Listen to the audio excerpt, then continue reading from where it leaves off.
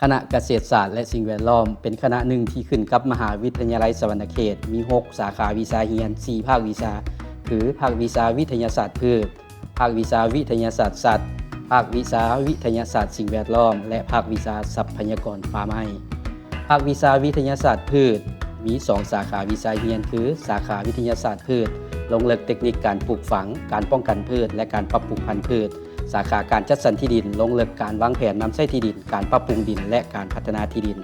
ภาควิชาวิทยาศาสตร์สัตว์ลงลึกเทคนิคการเลี้ยงสัตว์การปรับปรุงพันธุ์สัตว์การรักษาสุขภาพสัตว์และสัตวแพทย์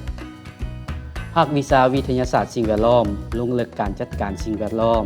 การประเมินผลกระทบสิ่งแวดล้อมและการฟื้นฟูสิ่งแวดล้อมภาควิชาทรัพยากรป่าไม้มี2สาขาวิชาคือสาขาการจัดสรรแหล่งน้ำลงลึกการคุ้มครองทรัพยากรป่าไม้การคุ้มครองทรัพยากรแหล่งน้ำการฟื้นฟูป่า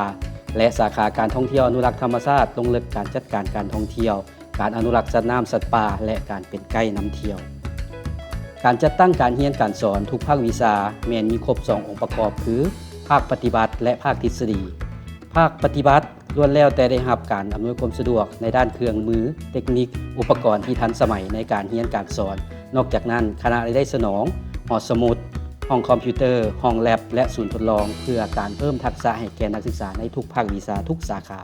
นอกจากนั้นครูอาจารย์คณะเกษตรศาสตร์สิ่งแวดล้อมและนักศึกษายังมีการเฮ็ดงานวิจัยงานค้นคว้าทดลองในหัวข้อต่างๆเพื่อสร้างผลงานทางวิชาการรับใช้สังคมพวกเรายินดีต้อนรับ